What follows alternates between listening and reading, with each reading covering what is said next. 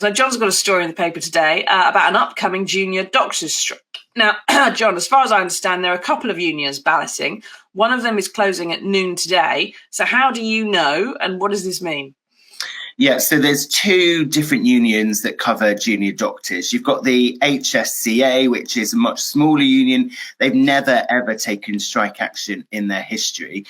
And they had a ballot in January. They voted overwhelmingly for strike action. And they've announced that on March the 15th, junior doctors who are members of this HSCA union will go out on strike. And then we've got a second union, the BMA, which is much bigger. They've got 45,000 junior doctors who are members. They've got this ballot on strike action, was still ongoing. At midday today, that will close. It looks quite likely they will vote for strike action as well. And if they do, it's likely we'll find out some point this afternoon. It looks like they're going to hold 72-hour strike at some point in the next few weeks, which would obviously be a big escalation of this row. We know we've had the nurses who've been out on strike, the ambulance workers, some of them out on strike today. But yeah, this is going nowhere, this row. NHS workers really unhappy about pay, and the government so far haven't been able to do anything to kind of bring the two sides together to sort this out. And I think that a lot of patients will be very concerned about this and questioning why on earth the government isn't doing more to bring more people around the table and get on and find some sort of deal that can bring these strikes to a halt. Because when you speak to the health unions, when you speak to ambulance workers, you speak to nurses, they are determined on this. They think they're doing the right thing.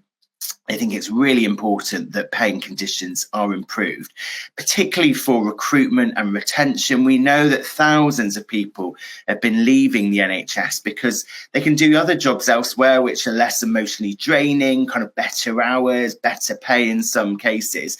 And so they're saying, if you want to get the NHS back up off its knees, then what you need to do is start paying its workers properly.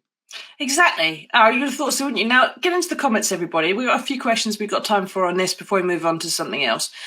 What do you think about the junior doctors going out on strike? Do you think that is a sign of how serious the problems are within the NHS, with nurses, paramedics, physiotherapists, ambulance drivers all out on strike as well? Or do you think this is a step too far? Do you think this is a sign that something has gone badly wrong and they shouldn't be allowed to go out on strike? Now, the issue here, I suppose, John, is that as far as, the government seems to have an issue with the ideology of striking, with the idea that that they should have to pay any more in principle. They just don't want to do it, and that they certainly shouldn't respond to, I suppose, what they would see as some kind of blackmail by NHS staff by going out on strike, and that they have to just hold the line and it will all be okay. They need to stick to their principles. But there comes a point, doesn't there, where practicality has to overtake ideology, you would have thought. And the fact that people aren't going to be getting the care they need, and we've already got excess deaths in the NHS for this time of year, not linked to COVID. You'd have thought really that is going to cause at some point a political impetus for the government to have to settle. But I mean, I've been saying this since day one of the NHS strikes. Where do you think we are on that inevitable track, I suppose, of starting off with the government saying, no, we're not going to give in, and the point where practicality hits and they have to somehow come to the table and do a deal of some sort?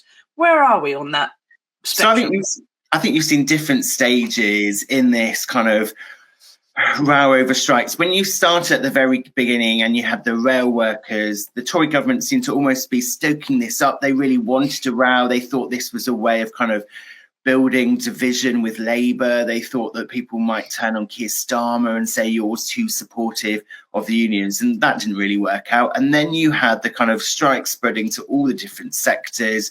You had people like Steve Barclay, the Health Secretary, refusing to even talk to the unions about paying conditions. And then after the new year, they thought, well, that's not really working out. The public opinion wasn't turning in the direction of the government. It was going completely the other way. If you look at any of the polling, it shows that the public is very supportive of NHS workers going on strike. So then at the start of January, they did have a few meetings with the unions, but they haven't really got anywhere. And I think the next stage will be if you see any other parts of the UK where you do see a deal accepted by the unions, then I think that would ramp up pressure on the government in England. I think particularly in Scotland, where the Scottish government has been holding talks with the Royal College of Nursing about some sort of compromise deal. I think if they show that there is a way you can do some sort of deal, maybe around 9%, 10% increase in pay, and that's accepted by the unions, then I think a lot of the public in England will think, oh, hang on a minute, is there no way we can come to a sensible compromise down here as well? Exactly. I suppose, Misha says this government doesn't like strikes because they represent the power that workers have over their employers. Heaven forbid the peasants don't just do as they're told. It's worth pointing out some of the first strikes were in the wake of the peasants, led to the peasants' revolt in the wake of the Black Death, because the situation with serfs changed significantly. They were no longer bound to a landowner because they were massively in demand because of labour shortages. And therefore they were able to revolt and ask for more money and all the rest of it. And that's a similar situation, I suppose, we found ourselves in now, but without the peasants' revolt and chopping off the head of the Archbishop of Canterbury. Now, Leslie says, do you think the government are getting us ready when we don't have an NHS so as to make us buy private medical insurance? Leslie, I don't know about you, but I don't think they're that bright. I don't think they're capable of thinking that far ahead. I think they're thinking for the next 2 years and then get as many people on the lifeboats as possible and they get the hell out of Dodge and leave the mess for Keir Starmer and Labour to clean up, is what I think. What do you think, John? I think that... Sigh. Yeah, that's what I think. I think that is partly the case among some Tory MPs. There is obviously a lot of misery when you talk to Tory MPs. A lot of them are worried about losing their seats at the next election, but I still think we've got quite a way to go. It doesn't look like Rishi Sunak's going to be calling an election anytime soon. I think it's more likely to come some point at the end of next year, maybe around November time, when it's cold and dark and people don't really want to go around the country on battle buses or knocking doors and leafleting people. And you're going to have to, John. Yeah. Well, you the first part of the second. And I think it's quite likely that we might still be quite a bit away from an election, but there's a chance they might be able to turn things around. But I think there is this growing feeling among a lot of people that the country is just broken, things aren't working, and perhaps it is time to have some different people in charge to bring in some fresh ideas and how you work things out. That's it. I was talking very quickly before we go into good news. I've got a 6-year-old and she watches the news with me because we have to watch the news in this household. It's religion at 6 o'clock in the evening. Hugh Edwards and the telly and the news and the sandwich, and that's it.